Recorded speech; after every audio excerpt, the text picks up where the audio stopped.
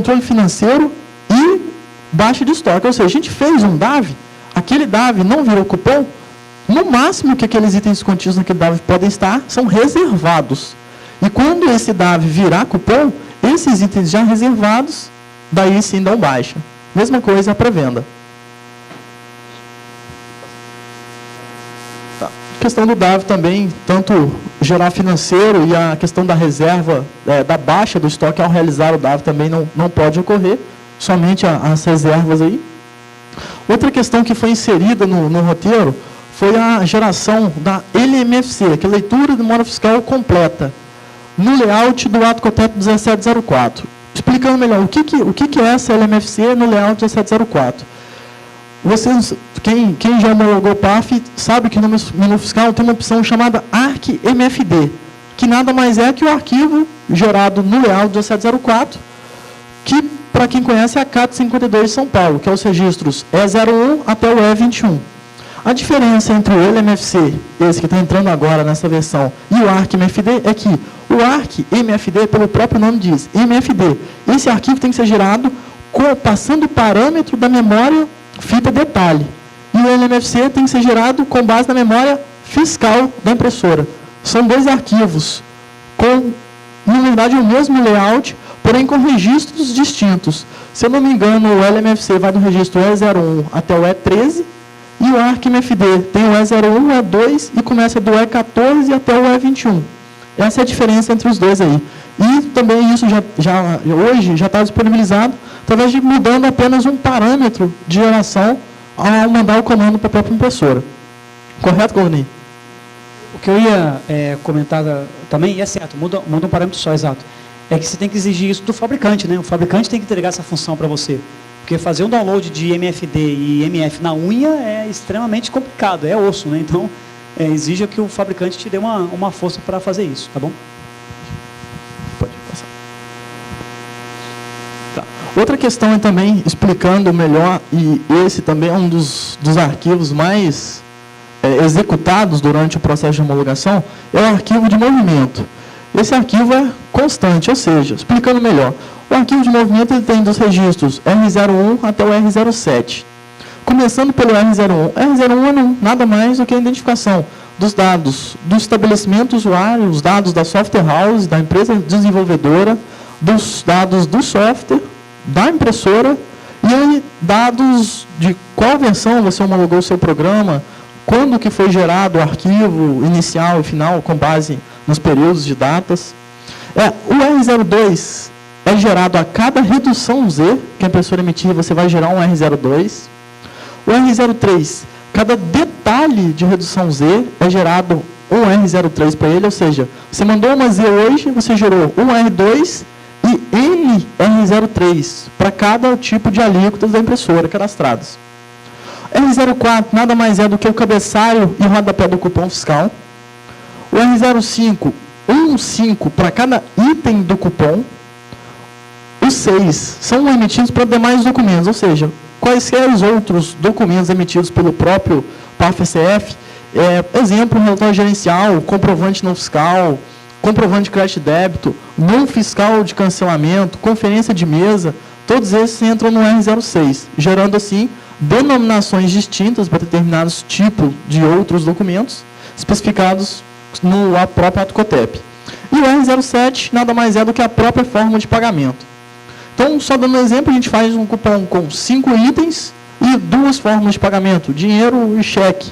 Então, vai ser gerado um 4 para o cupom, um 5 para cada item e um 7 para cada forma de pagamento. A questão do MD5 dinâmico agora. A cada inicialização do software, o que eu chamo de inicialização? Toda vez que o seu software abrir, ele tem que tirar o MD5 dele e de todos os arquivos executáveis que ele utiliza. Esses arquivos executáveis incluem DLLs, outros aplicativos que utilizam funcionalidades do roteiro para executar, como foi citado aqui, um sistema de gestão executando um DAV, ou um próprio script em outro banco, entendeu? Esses programas que executam funcionalidades do roteiro, todos têm que ser gerados MD5 a cada inicialização do software. Ou seja, se você vai criar um arquivo TXT, colocar lá o nome do executável e seu respectivo MD5. Também, feito isso, nesse mesmo procedimento, você tem lá um arquivo do GT e do número de série. Nesse arquivo, você vai tirar o MD5 que foi gerado na inicialização, que é o MD5 desse arquivo texto, contendo o número de série e os MD5 dos arquivos executáveis. Esse MD5 você vai colocar no arquivo do GT do número de série e criptografar. Esse MD5 que está ali, criptografado, é que vai sair no cupom. Consecutivamente, se alterar alguma DLL ou alterar algum relatório no sistema de gestão, esse MD5 sai no cupom, vai mudar. Por isso que ele é dinâmico.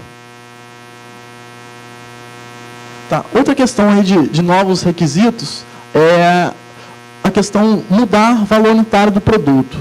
Antes, no roteiro antigo, só tinha a possibilidade de fazer isso na tela de venda, ou seja, só tinha o teste para executar isso na tela de venda. Se a gente mudasse o valor unitário do produto já cadastrado, exemplo, de R$10, a gente quisesse vender ele por 9, colocaríamos 9 e no cupom ele sairia como 10 e como ocorreu um desconto de R$1, passando o valor dele aí agora para 9. A mesma coisa agora é testado no DAV e na pré-venda. Se esse campo no DAV e na pré-venda puder ser alterado, ele, no cupom tem que sair como acréscimo ou desconto, determinando o valor. Se for para menos, desconto, para mais, acréscimo. Outra questão que saiu do roteiro é o Sintegra. Lembrando que esse Sintegra é aquele Sintegra que vocês enviavam para o fisco, que é diferente do Sintegra, do arquivo gerado no layout do Sintegra da opção vendas do período. Esse, vendas do período, permanece. Esse aqui era aquele Sintegra que era validado com base em todas as entradas, saídas, tudo do estabelecimento, e era validado no 2009 ou 2010. Essa funcionalidade, esse teste do roteiro foi tirado. Outra questão também que foi alterado é a questão dos DAVs. Antes você tinha dois testes que eram alteração do consulta da tela de movimentação do mês e consulta da movimentação dos DAVs do mês.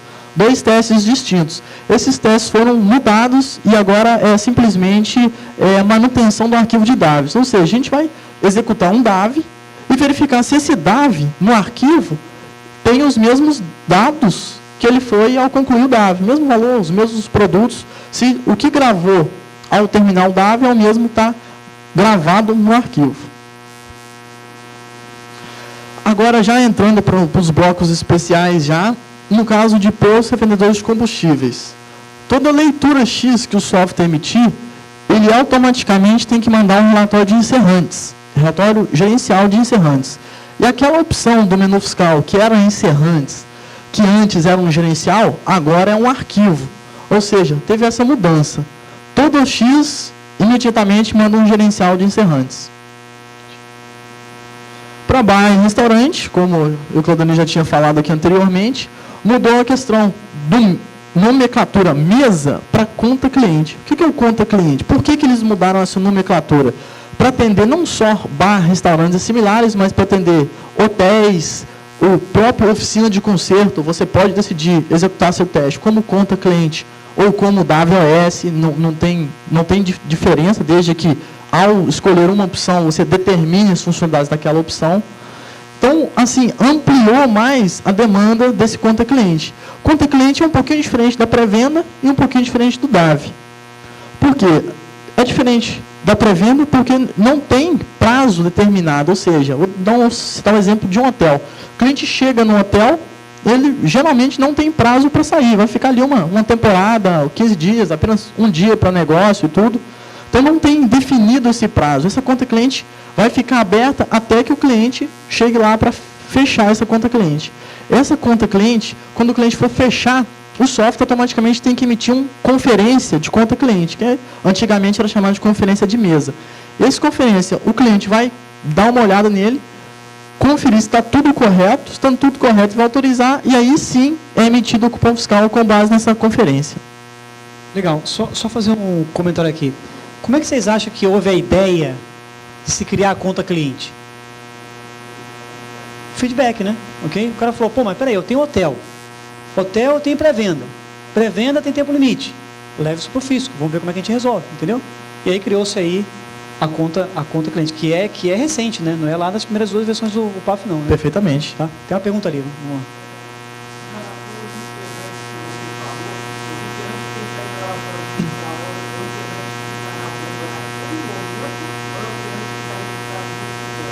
Que está na bomba. Perfeitamente. Então, na hora de homologar, leva um simuladorzinho de bomba junto, certo?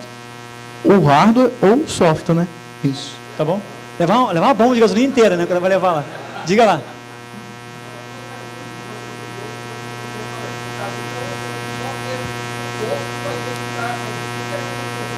Perfeitamente. É um dos testes. Tem que estar automatizado. Perfeitamente. Boa. Boa pergunta.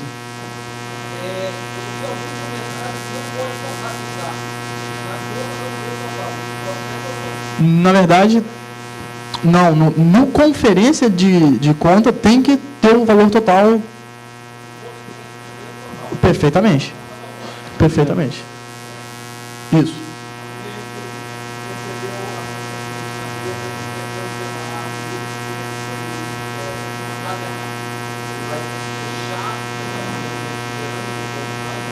Não, pode ir direto nela e cancelar esse item. Desde que, ao emitir o cupom, esse item saia e saia o seu cancelamento. Isso, então não é excluir, só para esclarecer, tá? Não é excluir, entendeu?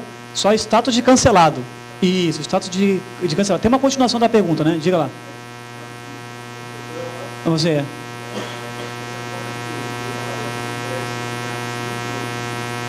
Gerencial. Só gerencial. Oi? Só na fiscal. Tem uma rapaz que está levantando a mão bastante tempo aqui.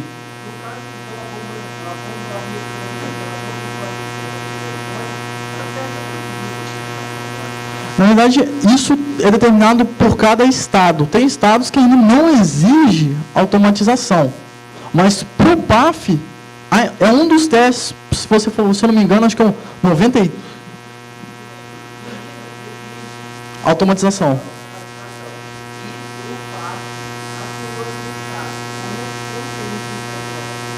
Na verdade, para homologar o PAF, você vai me apresentar a solução de interligação de bombas. Você já vai trazer todo o ambiente, ou seja, um software ou o próprio hardware, simulador do combustível, para estar realizando os testes da bomba na homologação. Ou seja, você como software house, você cumpre a lei. Você fala, ó, eu estou integrado com o bomba. Agora, se o cara ali está tirando a gasolina ainda naquela, né, na manivela, aí ele está fora da lei, se aquele estado exige que seja eletrônica a bomba. Tá? É mais ou menos igual o TEF, fazendo um parâmetro aqui, é igual o TEF. Minas Gerais só deixa você vender o software, e aí a lógica está muito correta deles, se você tiver o TEF homologado, certo? Perfeito. Porém, para homologar o PAF, você não precisa ter o TEF homologado.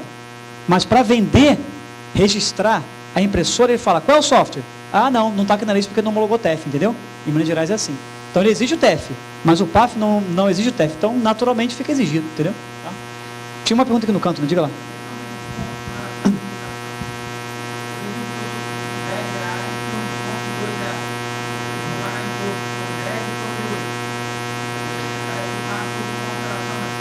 Não, isso na verdade é regrado pela impressorinha fiscal.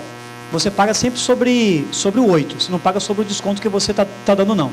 Inclusive é o seguinte, vale muito a pena depois vocês entrarem no nosso Twitter, o Cassiano vai entrar no site aqui, lá nós colocamos um post de umas 50 linhas, explicando item a item, como é que funciona o desconto e o acréscimo na impressora fiscal. Muito legal, ele explica certinho como é que isso aí funciona.